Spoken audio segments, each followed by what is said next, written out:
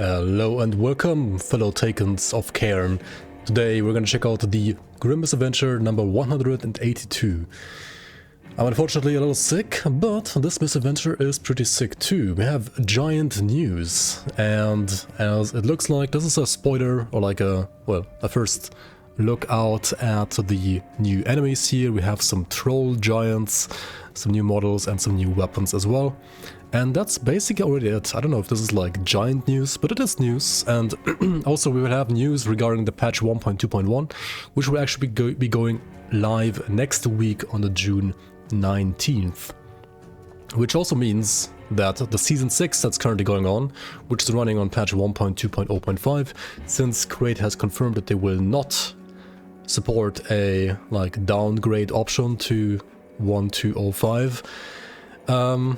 Yeah, that basically means that the Season 6 is also going to end on June 19th, which is maybe a bummer for some of you, but that is how it is going to be. On the other hand, patch 1.2.1 being out this early means we can start working on transitioning Season 6 towards Season 7 to basically make the season be able to support patch 1.2.1. This won't be a process that's going to be able to be done in 1 or 2 days, so that's going to take a little longer for our seasonal team as well to do that, and then, well, eventually provide you guys with a Season 7 that's going to run on patch 1.2.1 instead, so you can look forward to that instead at least. Alright, let's see what Zentai has in store here for us. So, apart from the news that this patch is going to be on June 19th, this patch is also going to have new 2-minute animations, as you saw in the last Misadventure, basically, right? Over here, right, we saw some animations for two-handers, and we also have the 2-handed spear as a new weapon type class now. These Corvin halberds are from patch 1.2.1 on forward gonna be categorized as spears, so they will have all new animations. Also other two-handers will have their own new animations as well. As for Franks of Astakarn, it's not every day that we get to do such a giant update, so one might say that's a big deal. In fact, it's huge. We are, of course, talking about the Astakarn giants. What else were you expecting? Haha. Okay, I mean, these models look pretty cool, right? I mean, the models look pretty nice in this light, at least. These Titans of the Tundra roam the far reaches of Astakarn, following the herds of megafauna, where they hunt for food and tools. Though they speak a primitive tongue, relations between the Kern and the giants had rarely been amicable. If anything, a hungry, undiscerning giant may simply opt to devour a puny human if they are within reach. Sorry. Giants are known to craft elaborate bone spears, which they often coat with a poison they extract from hardy toxic plants and the mountain peaks. This poison can bring down a fully grown mammoth even. This is another, spoiler to also the mammoths being an actual beast-type enemy in the Fangs of Astakarn expansion, as you might have also expected already from the new splash art for Fangs of Astakarn. Should a human be unfortunate enough to have it penetrate their skin, the results can be grisly. Of course, a single swipe from a giant's spear will be more than enough to cleave a man in two, so concerns about poisons are largely secondary. Then you have a model of the poison spear here, which looks kind of nice. And you can probably expect there to be a pierce pendant, right? So that's going to be the same weapon, just different color maybe.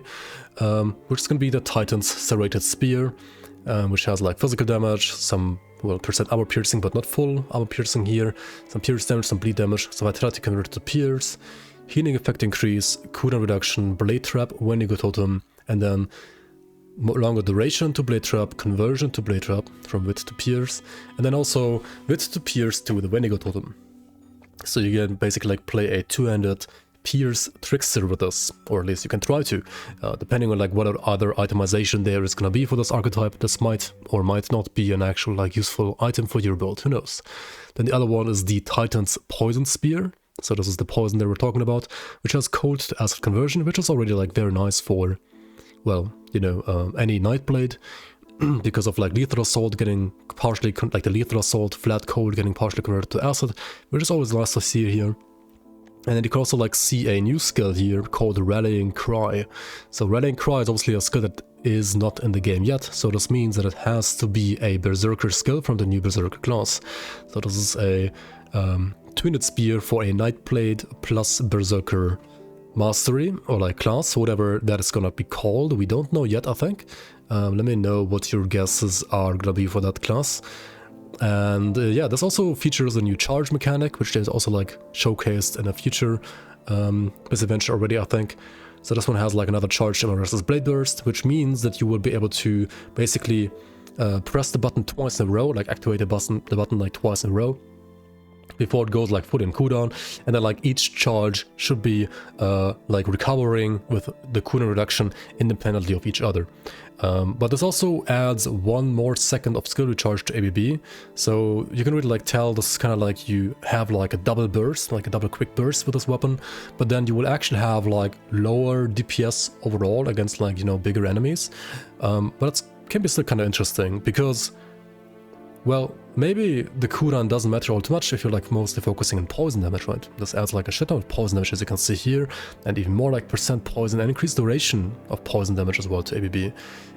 So the double hit is maybe like only like kind of like good to, for like, you know, help you fish for that crit on the poison dot, because like once you crit with a dot, right, the entire dot will like keep like dotting, like will keep its crit throughout the entire like dot duration, right? So that's kind of nice. I really like these mechanics that like don't exist in Grim Dawn right now. I mean, these aren't like super complex mechanics compared to like stuff like Path of Exile, but it's still kind of cool. Like still like some new, like, you know, some new ways of like playing skills, or like some new like ways of like how you think about like playing certain builds. That's pretty cool. All right, what else do we have here? Legends say that when the graced beast Baranav's blood was spilled upon the roof of the world, the giants were the first to rise from the stone. Their skin is the mountain which gave them life, and their hearts beat with the spirit of Astakarn. Some of the mightiest ancient giants are so closely attuned with nature that they assume the form of the elements themselves. Such sightings are rare, or perhaps all that have witnessed them never lived to tell the tale. These living embodiments of the fierceness of nature no doubt carry weapons that resemble the bearer's boundless fury. Like knowing what's coming up next for Grim Dawn, check back on the 15th of July 2024. Alright, so that's gonna be in like what, 5 weeks from now basically. I mean, yeah, overall pretty cool Misadventure, I guess.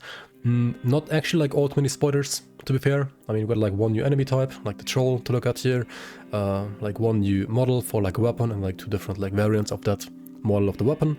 And yeah, like some more like showcases of like some of the like more new like charge and recharge mechanics here. Kind of cool. Overall, not all too exciting to me personally, to be honest. I mean, I hope the next one is maybe gonna be like a bit more revealing. The cool thing is now that with 1.2.1 going live, right?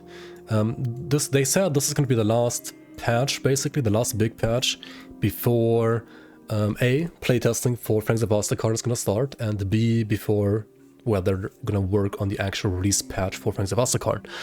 So, what I would expect at the latest around the time of the next Misadventure to be announced is, at the very least, a date for when the Fangs of Astakarn playtest is gonna start, right? And then whoever is a Praetorian, right, like this cool guy here, or this guy, they're gonna be able to get access to the, you know, playtest version of Fangs of Astakarn. And yeah, maybe I will get that access too, who knows. And then we can start building up more hype for the Fangs of Astakarn. Anyway, let me know what you guys think, and I hope to see you around on the next one. Take care, and bye-bye.